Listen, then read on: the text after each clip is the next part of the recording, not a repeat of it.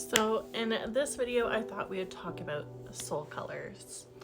As a clairvoyant and somebody that's participated in developmental, like psychic group chats, discords, and mentorship and things like that, over the past year, I've been able to project or view or astral travel and ask not only incarnated living people what they see, and we kind of exchange our viewpoints. And while our perspectives may be a little bit different or a little bit skewed, the colors still remain the same. And it's almost like there's a common denominator color that represents an energy, and let's say that's red. And then within the red, you may be able to find different hues of that. And I've been able to relate that to like different levels of density. So the lighter the color, the more closer to white.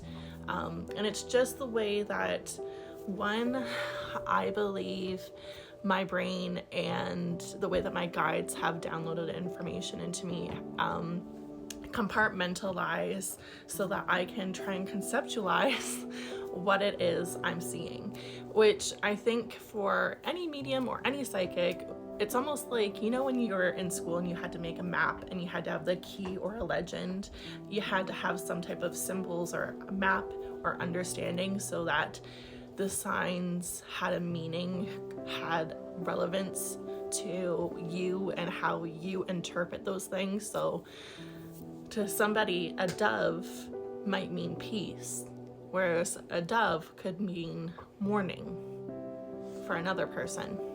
There's different adaptations. English is hard. But I felt compelled to come in here and talk about the soul color. So, like I said, there could be like a core, large, more vibrant, maybe the way that I can see it sometimes is it's almost like a cord that not only is from higher self, but then there's cords with that, and sometimes they're braided, sometimes there's knots, sometimes there's a disconnection and then a reconnection. So like it kind of like goes and then stops and then it goes up again. So it's very interesting looking at these. And there's many colors, but then I went down this spiral and rabbit hole of our human brains and eyes only understand less than 1% of what color is available. Like there's more. And after having meditations with some different ETs and talking to other star seeds and just, you know, being fully into these different avenues and topics of discussion and visually seeing some ETs of my own, like through my third eye, I have yet to have an in-person physical meeting. However, I have felt clairsentient vibration from an ET. Anyway, squirrel. The colors of these beings, their eyes, their shapes, how iridescent their skin can be. Like, are you okay with me talking about you? There's an Andromedan ET that I have a part of my spirit team, and the way, and she presents more feminine, so I call her she, but they're more of a they. And she has these beautiful green eyes, purple skin, but it's like a purple indigo lilac color. It's like periwinkle-ish, I guess. I'm trying to think of another. It's just this beautiful light purple, and she's got a pattern to her arms, and she has some sigils and some like different looking symbols and things that are on her body that my brain is seeing and perceiving, excuse me. And the way that her hair comes, and it's like flowy, and it's just really interesting to watch these different things. And the more that I interact with certain soul colors and colors of different beings, both human, both through my third eye in meditation, there seems to be within certain energies and frequency, depending on high up in density and how low in density, there seems to be a correlation with that soul color. So for example, and again, like, this isn't without like consent. It's the same as like you looking at me and being like, oh, she's blonde. It's not like a surveying type of thing, like breaking beyond ethics and morals, which that's a whole topic of itself. The soul color, I'm trying to